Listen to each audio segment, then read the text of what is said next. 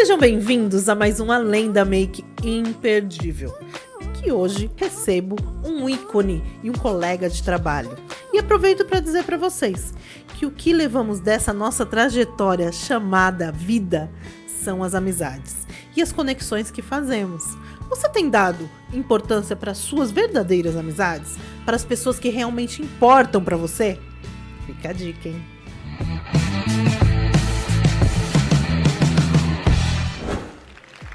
Oscar Pardini, paulistano do bairro da Lapa, começou a trabalhar muito cedo, aos 13 anos de idade, como office boy, metalúrgico no setor automotivo, setor de refrigeração, até secretário executivo no Rotary International.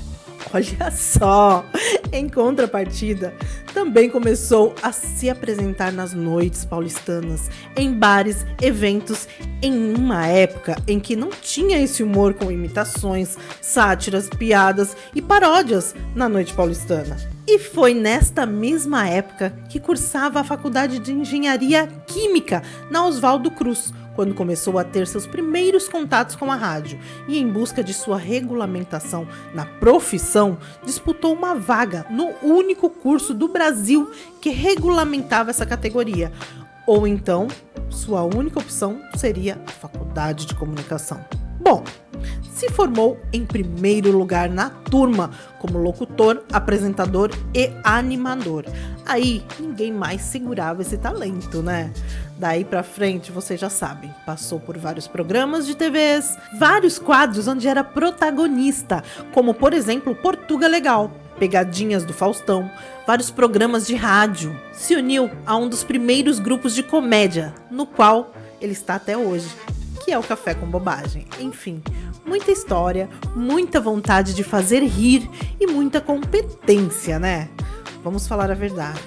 E é por isso que ele está aqui hoje no Além da Make, para nos inspirar com a sua história. Seja bem-vindo ao Além da Make, Oscar Pardini. E hoje eu estou aqui com ele, tenho a grande honra de receber meu amigo querido. Acho que eu posso chamar de amigo, né? Pode, eu te chamo de querida também. Um amigo que o SBT me deu e que a gente está há muitos anos aí em muitos projetos, né? E hoje ele está aqui comigo, olha só que honra. Seja bem-vindo, viu? Muito obrigado, a recíproca é verdadeira. É um prazer estar aqui com você. Quando a gente está com uma pessoa querida, amada, que a gente tem uma história com a gente, né? Tudo fica melhor. Obrigado Oscar por estar aqui Pardini, com você. gente, olha só. Obrigado. Bom, você sabe que se você está aqui no Além da Make é porque a sua história inspira muitas pessoas, né? Você sabe disso, né? Acho que você tem uns aninhos aí, né, de carreira, aí, vamos dizer. Eu comecei agora, Começou não é com essa história, tempo não. atrás, né? Eu sou velho, eu sou moleque sênior, tá? É lógico, hoje em dia é cedo. Hoje em dia as pessoas não ficam velhas, ficam, como é que fala, gente? Esqueci o nome agora da palavra. Maduras, ficam experientes. É isso aí, Flávia, me ajuda. A coach do programa hoje você aguarde, viu? Ah, é? Você nunca passou por isso na vida. Isso eu tenho certeza. Vamos ver, hein? Todos esses anos de carreira. Vamos embora, tenho certeza. O que tiver que acontecer aqui, eu tenho certeza que vai ser ótimo. O que tiver que acontecer, que aconteça, né? É nóis. É nóis. Bom, Pardini, você, além de ser um humorista, né, que fez parte dos sonhos aí de muitas pessoas, né, porque você imagina o quanto de pessoas que você inspirou para se transformar em humorista, né? Você foi uma das primeiras, da primeira leva, assim, na televisão, na rádio, né? E você sempre sonhou, desde criança, em ser humorista ou não? Não exatamente. Eu sempre fui palhaço, sempre fui bem-humorado, né? Mas acontece que, como eu já expliquei em várias entrevistas, uma coisa assim, para a geração mais recente, é difícil para eles entenderem, né? Para você que é nascido aí dos anos 80 para cá, é um pouco mais difícil, mas para quem é mais velho vai entender. Os anos 70 para trás, eu sou nascido, não tenho nenhum problema com a minha idade, né? Não tenho nenhum eu sou problema. De 78, encaixo aonde aí? Eu sou de 58. 70 e 80, eu tô ali. Não, sabe porque eu digo assim, veja bem, dos anos... o meio artístico só começou a ganhar uma cara nova a partir começo dos anos 90, final dos anos 80, quebrar um pouco mais do tabu, porque era uma coisa meio marginalizada, né? Que é muito aquela parada, porque o teste do sofá, porque não sei o quê, a minha família sempre, como tantas outras famílias, oferecia uma resistência. Eu queria perguntar uma coisa. Mas já, Flávia Salim? Fiquei curiosa. O quê? Você já fez o teste do sofá? Não fiz nem o do sofá, nem o da farinha. Se fez, ele não vai contar, eu acho. Da farinha. O teste do sofá. Da farinha. Não, Como é que funciona o teste do sofá, então? O teste do sofá que eu fiz foi o seguinte, aproveitando a palavra, eu passei no teste de dramaturgia de uma equipe do Palmeiras que estava sendo formada, uma equipe de teatro no Palmeiras, eu era moleque. Então, só para dar um exemplo para vocês, meus pais não deixaram. Eu cheguei em casa eufórico. Sim. Falei, pai, passei na peneira, vou fazer teatro no Palmeiras. Meus pais falaram, não vai não. Mas como? Por quê? Não, porque você vai estudar. Falei, mas eu vou estudar. E aí tinha que viajar. Não era visto como uma profissão. Não, né? porque eu montar um elenco para viajar com o espetáculo, né? E você falou do sofá, porque se passava num lugar e eu fazia o papel de um garoto que só ficava vendo televisão. Né? E eu passei nesse papel, que era um moleque preguiçoso, que não queria estudar, que não queria nada, sofá, eu só ficava em casa vendo televisão e comendo doce. Aonde? Eles iam me encher de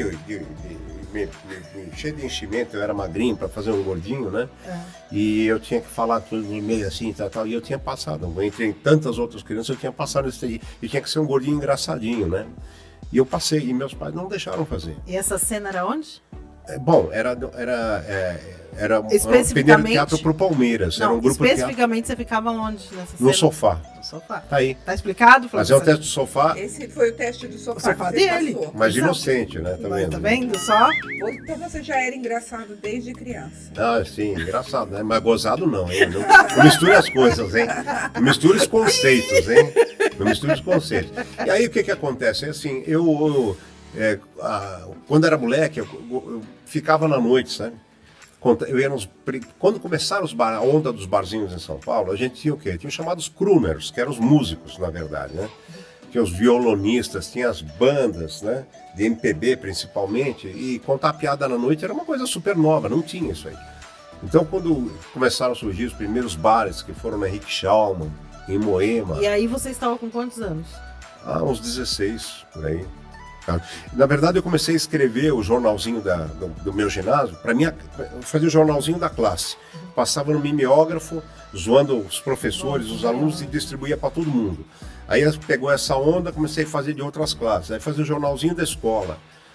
E aí foi indo com essa onda, com essa parada. E sem entender, você já estava indo para o meio artístico, né? Estava indo, Mas eu sempre tive essa coisa assim, eu sempre fui muito bem na área de exatas, embora que eu sempre fui o melhor aluno de português, de redação, de composição, dessas coisas todas, tinha facilidade para escrever, mas eu mesmo acabava tendo preconceito com o mundo artístico, porque eu ficava inseguro, porque todo mundo falou, olha, era cuidado. O que você tinha né? As pessoas, o que falavam na sua volta, né? Isso durou muito, esse preconceito, porque você vê que eu fiz 2 anos de cursinho lá na frente, para prestar exatas. E no ano que eu peguei exatas, eu peguei engenharia química, peguei matemática na USP, na PUC, e peguei a primeira turma de análise de sistema na FASP, que era a Faculdade de Administração São Paulo. E aí eu fui fazer engenharia química. Fiz 2 anos e meio de engenharia química antes de ir para o jornalismo. E eu fui para o jornalismo por quê? Porque durante a época da engenharia química, todos os eventos que tinha na Faculdade Oswaldo Cruz era eu que apresentava. Eventos para calouros, eventos de shows, tal, eu que apresentava. E brincava durante os eventos e tal. Já estava na veia, né? Já estava. E aí, ali dentro, eu conheci uma pessoa que era irmão de um radialista, que me levou lá para a rádio, e o cara queria que eu trabalhasse na rádio. Aí eu fui fazer um curso em Santos para tirar a DRT de radialista. Na época você só podia ter essa regulamentação com este curso ou sendo jornalista. E aí começou esse envolvimento até que em um determinado momento eu tranquei a faculdade de Química. Foi irônico, esses 2 anos de cursinho para entrar naquela coisa. E aí eu prestei 3 faculdades. Prestei a primeira turma de Rádio e TV da USP, a primeira turma de Rádio e TV da FAP e prestei jornalismo na Casper. Peguei as 3, né? E aí? E aí eu fiquei na Casper porque as outras 2, uma era vespertino, a outra era matutino. E eu precisava continuar trabalhando para pagar meus estudos. E não consegui nenhuma das 2 passar para de noite. E a Casper eu peguei no noturno. Aí eu fiz a Casper Líbero e segui, fui dando mais vazão para o mundo artístico e rolou, acabou de rolar. Mas você vê, demorou. Hoje você tem a molecada aí com 16, 18 anos bombando, né? Eu, quando comecei a fazer sucesso... Mas é muito bom você falar sobre isso, porque entra a questão de... porque é humorista, porque não teve... virou artista e não estudou, né? Olha só o quanto que ele estudou para chegar onde ele chegou. Né? Pra você ter uma ideia... Eu acho que é muito bom falar isso para os jovens também de hoje. Por exemplo, eu fazia coisa na noite, eu cantava, brincava de cantar, né? Cantava, contava piada, fazia paródia, mexia com todo mundo. Mas eu trabalhei no show de rádio com o Estevão San Girardi, que era um programa no esporte, mas eu fui explodir, primeira chance grande foi na PAN, na época do Djalma Jorge, 1986, numa época que a gente não tinha rádio satélite aqui, e o sucesso foi grande, que a gente era a equipe de humor da PAN, que chamava. Era eu, Zé Américo, Rosana Herman. Já era o Café com Bobagem? Não era. Mas era um sucesso tão grande na PAN, que as rádios vinham do Brasil todo para comprar esse material. Para ter o Djalma Jorge, para ter os quadros da programação da PAN. Na programação, não tinha, não é que nem hoje, que rede de rádio, não tinha. Internet também, né? Hoje em dia veio facilitar muita coisa aí. Então, mas não tinha internet, não tinha rede de rádio, né? E quando isso aconteceu, eu já tinha 28 anos. Você vê o que eu tive que... Né? O tempo que você teve que... Eu tive que escalar. A molecada hoje faz sucesso com 17, 18 anos na internet, mesmo participando de programa de rádio, porque o rádio é rede, etc. Entendeu? Mas o que significa para você fazer parte, você olhando toda essa trajetória, fazer parte da história do humor, né? Da história do humor, tanto da rádio quanto da TV, enfim. É a minha recompensa. Eu costumo dizer para as pessoas, sem querer me estender muito, mas eu acho que quando a gente fala de dinheiro, a gente fala em moeda, mas eu acho que moeda não é exatamente o conceito de dinheiro. Moeda é qualquer coisa que pague, que te dê o retorno. Existem várias formas de pagamento. Pagar é uma coisa que te complete, que faça valer a pena o que você faz. E o que faz você valer a pena o que você faz nem sempre é o dinheiro. Porque a gente está cansado de ver pessoas no Brasil e no mundo que são ricas, milionárias, trilhardárias e tem uma vida, perdão de falar, mas de bosta. E a gente tem gente aí que mora na favela, nas comunidades e que é feliz tocando samba e tomando cerveja a tarde inteira. Então, o que eu quero dizer para vocês é o seguinte, assim, a coisa mais importante para mim é esse legado. De encontrar pessoas que dizem para mim, você não fica chateado, mas puta cara, assina para mim, deixa eu tirar uma foto, cresci ouvindo você. As pessoas acham que eu vou ficar chateado porque estão me chamando de velho, talvez. Não, eu me sinto orgulhoso, entendeu? Eu posso dizer algumas pessoas aqui muito famosas hoje que cresceram ouvindo a gente e que eu acho demais. Falar, me inspirei em você, Paulinho Gogó. E como você se sente quando eles chegam e falam assim, nossa, me inspirei em você? Você tem essa noção de quantas pessoas você se inspirou? Não, quantas pessoas não dá para saber, mas Paulinho Gogó, Alexandre Porpetone, primeiro personagem do Danilo Gentili no CQC que bombou ele, o repórter desinformado, era inspirado no meu repórter desinformado, depois se tornou o repórter português que virou Portugal Legal no Gugu, né? Eu entrevistei o Fábio Porchat no programa que eu fazia aqui na TV Osasco, também transmitido pela Com Brasil, para todo o Brasil, e jamais eu esperava ouvir do Fábio Porchat, e falando, o Café com Bobagem foi a minha inspiração, entendeu? Ele era filho de redator, o pai dele era político, mas também era redator, era roteirista. Ele falou, mas a minha veia do humor veio de ouvir o Café com Bobagem, veio de ouvir vocês no rádio. Quando a gente sabe da nossa história, da nossa qualificação, da nossa experiência... É reconhecimento, né, Pardinho? Mas a gente se ressente de que no mercado profissional hoje isso não conta mais absolutamente nada. Sim. As pessoas não veem a sua história, não veem o seu passado, não veem a sua competência. Mas hoje, entendeu? O cara pega o cara que está com todo respeito aos cinegrafistas, aos câmeras, aos iluminadores, mas manda o diretor embora e pega o cara que não é nem assistente de diretor, que é o cara que está lá no corte de câmera, falou, dá para você... Quanto tempo você está no corte de câmera aí? Será que não dá para você assumir a direção do programa aqui? Não estou falando mal dos diretores, não é isso. Eu estou falando que as TVs chegaram a um nível profissional que os caras veem caixa, os caras não veem mais talento. Então, por exemplo, você vê hoje a Globo, o que é importante para ele numa seleção? Antes você chegava, era a interpretação, era o timing do ator, da atriz, era interpretação mesmo. né? Eu estou te falando porque eu passei por isso, eu fiz oficina. Esse final de semana assisti um filme chamado Os Tiozões, tá? Eu acho que vocês deveriam assistir. E fala muito disso tudo que você está falando. Deles pegarem uma empresa de 3 homens muito maduros e colocar lá uma molecada que faz exatamente isso. Quantos seguidores, o que isso, o que aquilo. Eu vim de um mundo muito diferente do teu. Estou aqui porque disse sim para uma oportunidade que a Cláudia me deu de estar fazendo aqui TV com vocês. Mas eu vim do mundo corporativo. E essa injustiça que você diz que vê, eu vi muitas vezes também. Pessoas com muito menos experiências atuarem em algo que a gente estudou, que a gente tinha experiência, e às vezes afundarem algo que vinha dando certo, né? Eu fui ouvinte do Café com Bobagem, mas adorava, mas não vou dizer minha idade aqui para vocês, não. Você fala com toda a sua honra aí, mas eu não vou dizer não. Mas quero falar uma coisa para você. O que mais te magoa de toda essa história, da sua trajetória, disso tudo que você está dizendo aqui para nós? O que deixa uma mágoa dessa mudança de mundo, né? Essa mudança de valores? O que deixa a mágoa da mudança de valores não é a mudança de valores em si. Porque o mundo muda de valores constantemente e cada vez a gente tem que estar preparado para as mudanças de valores cada vez mais dinâmicas, cada vez mais rápidas. Mas é que as pessoas que convivem conosco dentro dos mesmos valores que nós temos, elas parecem que elas têm medo do mundo. Eu tenho uma visão diferente. O Café com Bobagem existe há 35 anos porque dentro do nosso parecer, cada um de nós, com seus talentos ou até com as suas limitações, abre espaço para cada um dos outros acrescentarem dentro do grupo. Sim. Ninguém vê ninguém como concorrente, ninguém vê ninguém como rival.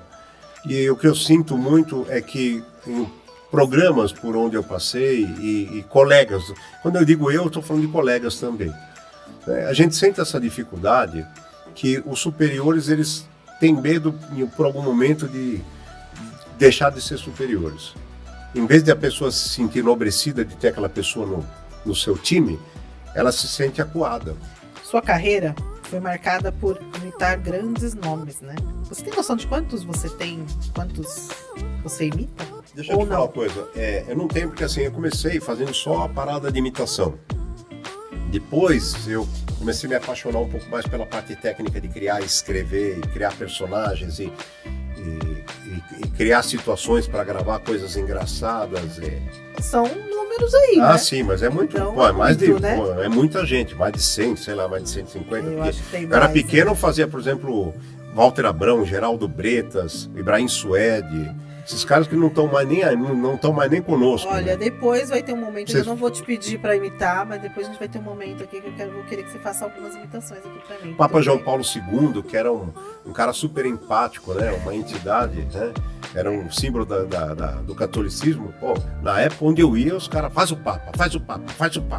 Mas ele era o Silvio Santos da igreja. Você não vai fazer agora. Não, porque não a gente vai rapidinho para um break, tá bom. Já volta.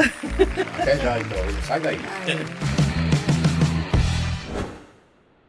Nesse mundo pós-pandêmico que nós vivemos hoje, a gente sabe que o equilíbrio emocional, o equilíbrio físico e o equilíbrio mental ficou muito largado.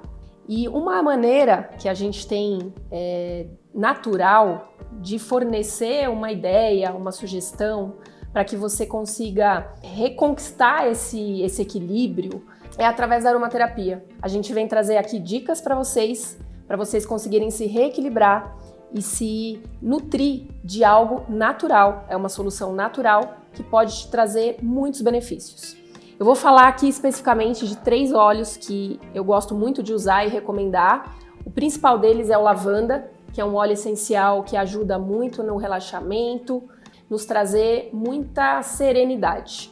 Ele é um óleo que eu gosto muito de usar aromaticamente para recuperação do sono, aquele sono reparador que a gente tanto precisa hoje em dia e sempre. O peppermint é um óleo que nos ajuda durante o dia, é um óleo que ajuda a gente a focar, concentrar, a trazer abertura nas vias aéreas para poder ficar no momento presente e trazer todo esse frescor e essa pontualidade que a gente precisa. E aqui a gente tem o óleo essencial de limão siciliano, o lemon, que ele é altamente detox, tanto uso aromático como uma das maneiras que a gente tem de usar os óleos essenciais da doTERRA, que são óleos certificados puros, que é via ingestão. Ele traz a melhora na nossa digestão, para todo mundo ter um dia mais equilibrado, com mais benefícios colhidos e você dormir com mais tranquilidade. Voltando do intervalinho, mas agora a gente vai falar um pouquinho de uma história. Eu tô sabendo agora que você está em novos projetos, né? Sua parte na comédia aí a gente já sabe de cor, depois eu vou entrar em alguns detalhes com você. Tá bom. Mas eu queria saber uma história aqui. Que história é essa do cinema? Que história é essa de... a história de um rapaz chamado Roger? O que é isso, Pardini? Explica aqui pra gente. Eu vou contar essa história e eu sugiro que você o traga, porque é uma história fascinante. É um exemplo de vida, é uma lição de vida.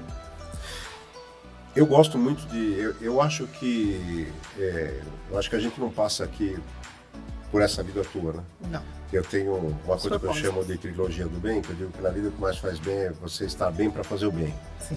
E eu me sinto bem, assim, ajudando as pessoas que eu posso ajudar. Ajudar a pessoa não é só com dinheiro, é uma palavra, uma atitude. Eu acho que uma tentativa de ajudar alguém, você já está ajudando. Sim. Porque hoje ninguém quase tenta ajudar ninguém.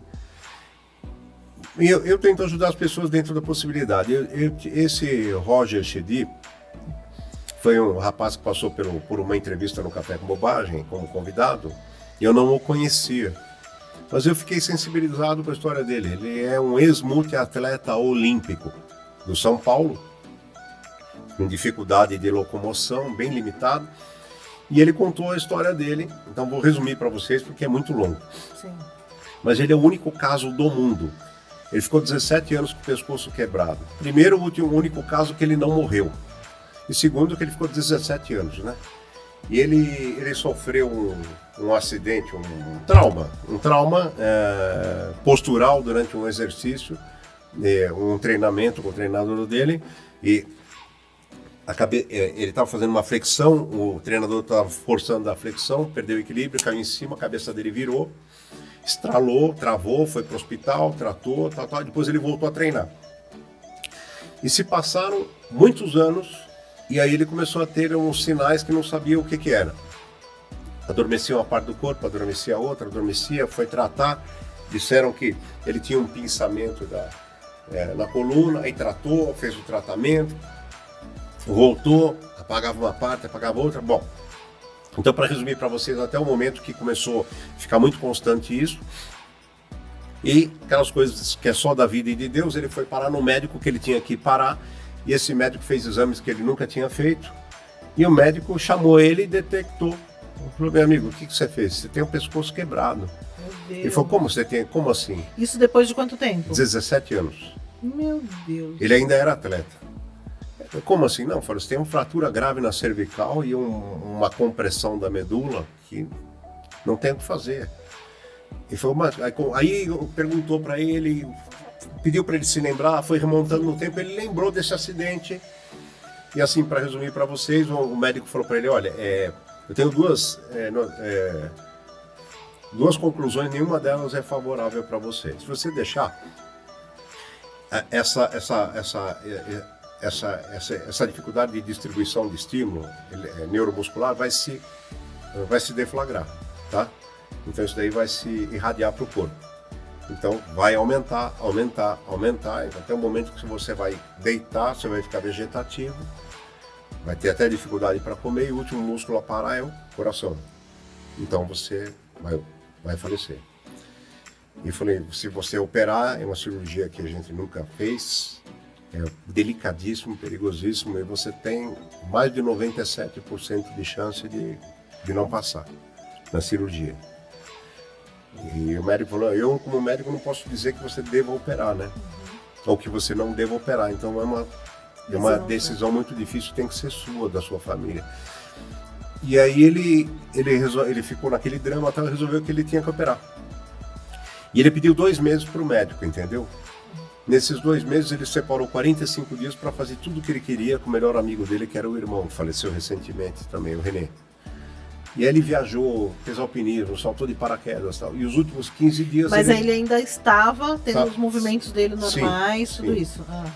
Com algumas falhinhas e tal. Tá. E aí os últimos 15 dias ele se despediu de todo mundo, porque ele tinha certeza que ele ia morrer. Ele se despediu da delegação técnica, dos treinadores, do São Paulo, dos atletas, da família, dos amigos. 15 dias se despedindo do mundo. E aí ele foi para a cirurgia e passou, né? Só que ele tem as suas limitações, mas é uma pessoa super de bem com a vida, super grato de estar vivo. Sim. E ele dá palestras sobre motivacionais, ele é super grato de estar vivo. Ele tem um livro que conta a sua história. E, por incrível que pareça, com toda a limitação, ele é personal trainer. Ele tem as dificuldades bem acentuadas de locomoção, mas ele é personal. E aí, quando eu soube essa história, eu falei, fiquei muito sensibilizado. A vida dele é bem modesta. E mesmo com tudo isso, ele é um cara super grato à vida e ainda ajuda a manter 3 sobrinhas. E onde entra o cinema nisso? Entra no cinema que nessa tentativa de ajudar ele, eu fui atrás de programas para ajudar ele a fazer mais palestra, de vender livro. Sim, e a gente estava com nós na firma, na Bandeirantes. Sim. Eu cheguei para um diretor da Bandeirantes e falei, olha, eu sei que você deve ouvir milhões por dia desses apelos, mas eu queria ver se você podia levar ele num programa para mostrar o livro, para montar... Eu sei que é difícil, cara, porque você deve ter 100 pedidos por dia. Sim. Eu falei, mas não é, eu queria que você não é desse... qualquer história, Eu queria que né? você desse uma chance de ver como é um caso diferente. Sim. Aí o cara foi muito gentil e falou, mas eu não sei, toda hora tem coisa assim, mas me dá uma... Aí liguei correndo pro Roger, pedi link, pedi tudo, tá, material, e dei pro diretor. Mandei pro diretor. Aí passou os 2 dias, a gente ficava uma semana inteira gravando lá em São Bernardo, você ficava conosco. E aí, no intervalo do programa, o diretor me pegou pelo braço lá e falou, pô, Pardini, vou te falar uma coisa, cara, você não consegui, eu vi as suas coisas, eu não consegui dormir, né? Eu falei, por quê? Ele falou, bem, porque é muito forte o material, fiquei muito chocado, muito sensibilizado. Aí ele falou, você tem como marcar uma reunião com esse seu amigo? Será que ele consegue? Eu falei, liguei pro Roger, falei, Roger, dá para marcar uma reunião? Tá, foi marcada essa reunião. E aí foi esse diretor da Bandeirantes, que era ligado ao outro setor da Bandeirantes, também uma diretora da Bandeirantes, fomos nessa reunião e quando chegou lá ele já levou o cineasta, que é também um produtor musical, um cara super premiado, que é o Walter Neto. E quando chegou nessa reunião, eles anunciaram para ele, falaram, Pardini trouxe essa sua história, e a gente ficou super sensibilizado, apresentou o Walter Neto, falou, o Walter já está até pensando na música tema do filme, nós vamos transformar a sua história num filme de cinema, né? E aí começou aquele negócio, aquela comoção geral. E aí eu falei, gente, obrigado. Tá entregue, Tá Roger. entregue, ele falou, não, né? tá entregue não. Eu falei, não, tá entregue sim. A minha missão tá cumprida. Aí começou todo mundo, não, aquele não recíproco, não. Eu falei, não, gente, já recebi minha recompensa, já ajudei ele. Sim, agora daqui pra frente é com vocês. Aí não, aí passou acho que uns 15 dias, 20 dias, me chamaram na produtora. O diretor e o Roger. Aí o Walter falou, o Roger não abre mão, se você não fizer, não tem o filme, você vai ter que fazer o filme. Aí eu falei, não, então eu faço, mas eu não quero ganhar nada. Aí o Roger, não, você tem que ganhar, tem que fazer, não.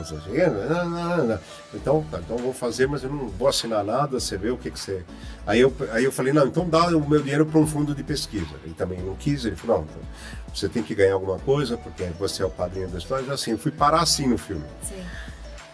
E aí eu ia ser o pai dele, depois ele entendeu que eu deveria ser o cara que ele teve uma passagem depois de operado que ele desanimou, ele achou que ele ia morrer e o enfermeiro é o cara que segurou a onda com ele, né?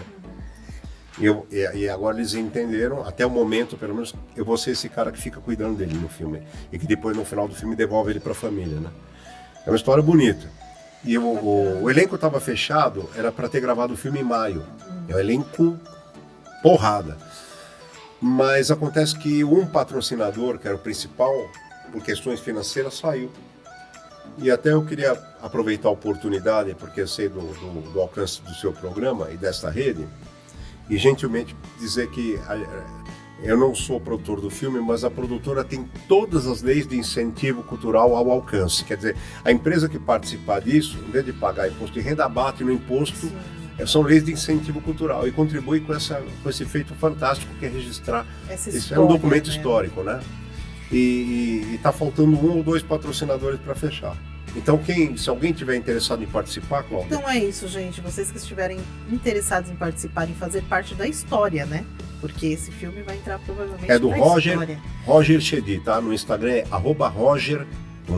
A gente vai deixar Chedid. as redes aqui embaixo, então vocês que quiserem saber mais, ou até entrar em contato com o Pardinho, que ele orienta vocês também pelo direct. Vai estar todas as redes aqui. E é sobre isso, né? Sobre fazer a diferença, né, Pardinho? É. Nós temos um quadro que se chama Vamos Além, como todos já sabem. Nesse quadro, a Flávia Salim vai falar de uma maneira mais técnica, assim, porque ela é uma Master Coach, né? Ah, eu então, sei. Sobre tudo que ela ouviu aqui de você. Tá preparado para ouvir? A gente nunca tá, né? Da Flávia ainda. Então, Eu sei a fama dela, mas vamos lá. vamos além com Flávia Salim.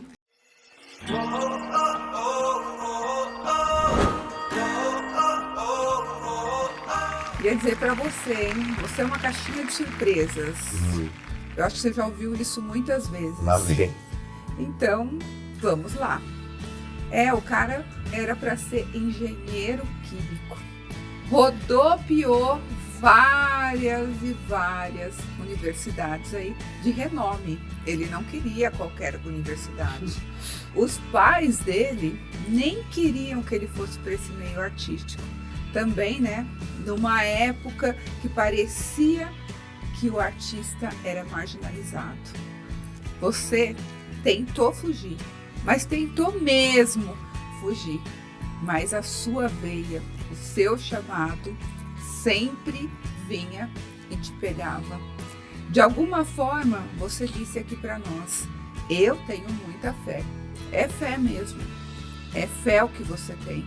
Porque você tem coragem à beça, né? De ligar na emissora do homem, fingir que é o homem e colocar tudo a perder ou a ganhar, como foi o que aconteceu com você. Você hoje mostra para nós que viveu muitas histórias e tem coragem de falar abertamente tudo isso que você fez. Será que hoje você ainda tem coragem de abrir mão de tudo isso que você viveu para de repente voltar atrás e viver uma história completamente diferente? Tá na cara que não. Tá na cara que você tem muito orgulho da história que você vive. Tá na cara que você fala desse seu legado com muito amor e muita paixão. Tá na cara que você tem orgulho. E não é pelo dinheiro que você ganhou, ou pela falta que ele faz, ou pelo que ele pode vir a fazer por você. Não. Você é aquelas pessoas que têm paixão pelo que vão dizer de você, pelo que você pode transformar na vida das pessoas. E você transformou com certeza muitas vidas. Essa lista enorme de comediantes que você falou. Por quê? Porque você nunca se preocupou com dinheiro. Continua assim, porque você teve esse chamado. E esse chamado é para poucos. Fazer rir com originalidade, mas também olhar para a história de alguém com tanto amor e falar, e atrás, correr atrás de um filme sobre a história de outra pessoa e ainda não querer nada em troca. Isso faz parte de alguém que tem um coração no peito, maior que esse símbolo de um capitão aí. Continua assim. Você vai ainda alegrar muita gente e vai fazer muita gente sorrir. Muito obrigado. Uma homenagem maravilhosa. O que você falou vai bem de encontro a uma definição de vida que eu tenho da parte artística, né? Eu costumo dizer que ser artista é dividir com o próximo o que há de melhor em si mesmo, né? Eu acho que não tem nada melhor para a gente dividir com o próximo do que o amor. Eu queria propor aqui uma dinâmica para você.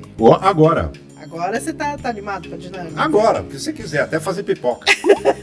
Bom, eu vou sortear aqui, tem alguns personagens que você imita, algumas pessoas, personalidades, né? Vamos dizer assim. O seu diretor falou, faz a Cláudia. Eu falei, não, por elegância, não. Não. Você já me imitou?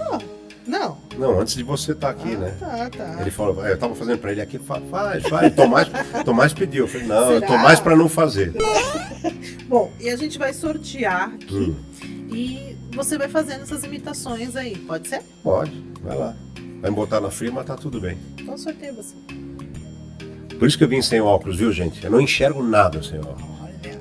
Vamos lá, então vira pra câmera aí pra Tem gente que vir ver por aqui. qual seria. Algo que vejo, claro, estou propondo para dizer a vocês, eu pergunto, Flávia, você acredita na premonição? Claro que eu acredito na premonição. Você vai fazer a premonição? Claro, vou fazer uma premonição para você. Eu posso dizer para você tudo o que vai acontecer amanhã. Se você quiser saber, eu posso dizer perfeitamente tudo o que vai acontecer amanhã. Você quer saber? Sim. Ora, basta que você me pergunte depois de amanhã, claro. E eu te direi. Basta ter esse. Próximo. Vamos ver. Vamos ver agora. Olha, estão pedindo aqui para imitar o Paulo Maluf. Eu quero dizer para vocês que eu estou um pouco afastado da política, já estou com 91 anos, mas como eu marquei época na política, a Cláudia me pediu para ressuscitar na política no programa dela. E eu quero me defender, porque diziam que eu desviei dinheiro. Olha, eu nunca pus um tostão no meu bolso. Minha calça não tinha bolso, eu punha no cofre. E vou dizer mais, diziam que eu morava numa mansão no Morumbi. Cláudia, mentira. Eu morava numa casinha modesta de 3 quartos. Eram 3 quartos do bairro do Morumbi. Quer dizer, eu sou uma pessoa modesta. Essa aqui é a verdade. Bom, gente, eu gostaria que ele fizesse todos aqui, porque eu sou fã, né? Então, mas o diretor já tá falando que eu tenho que acabar, então tem que acabar, né? Fazer o quê? O tempo é curto, nós já acabamos, estouramos o tempo aqui, mas eu queria te agradecer muito pela sua presença aqui. Obrigado, Dizer querido. que eu fiquei muito honrada e muito feliz de você aqui comigo. Eu queria dizer que foi um prazer ter estado aqui com você, com a Flavinha também. E eu tenho certeza que na casa que vocês estão aqui, vocês estão sendo muito bem recebidos e vão fazer muito sucesso, vão ter um trabalho muito reconhecido, como eu espero que vocês tenham e como eu queria que vocês já tivessem sentido há muito tempo. Que vocês tenham reconhecimento cada vez mais, vocês tenham convidados fantásticos, como vocês Assim merecem como ter. você. Muito obrigado, tá bom? Foi uma grande honra, de verdade. Obrigado de coração. Queria- É mais do que estar aqui, é um prazer desfrutar desse clima, desse astral e ouvir de vocês tudo que eu ouvi aqui. Para mim é tão gratificante quanto o público ouvir os convidados de vocês. Muito E hoje, obrigado. além da sua história, hoje você passa a fazer parte da história do Além da Make. Muito Então obrigado. é sobre isso. E um beijo para todos os meus amigos do Café com Bobagem. O Zé, que vai estar em breve aqui com a gente. O Enio já esteve. Vou trazendo um por um, sabe, gente? Porque eu sou fã, então... Acho que fazer só um convitinho. Qual? Se o pessoal quiser seguir no Instagram, Sim. eu faço um Instagram diferente, tá? Eu faço um Instagram completamente diferente. Em vez de eu postar coisas minha, eu faço um Instagram para o público. E se Olha você só. for lá, você vai entender o que eu estou falando. Mas eu respondo todas as mensagens, demora porque eu tenho muita gente. Mas ele responde mesmo. E é ele que responde, viu, gente? Sou eu que respondo, É @ isso. Oscar Pardini, terminado É em I. Vai deixar aqui na legenda Tá bom? o arroba dele, viu? E Vai siga-nos também nas redes sociais. E até o próximo Além da Make, gente. Tchau. Beijo, obrigado, Cláudio. Obrigado, Flávia. Obrigado pela audiência, Valeu. gente. Tchau.